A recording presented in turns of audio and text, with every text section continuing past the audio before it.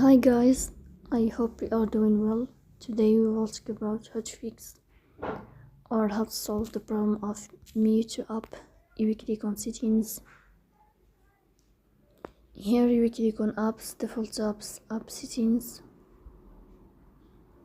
Then here you will search about the application of Meitu and you will enter.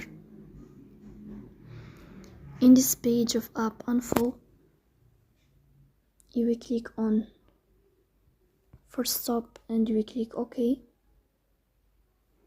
Here you will enter to the window of storage. Then you will click on clear cache.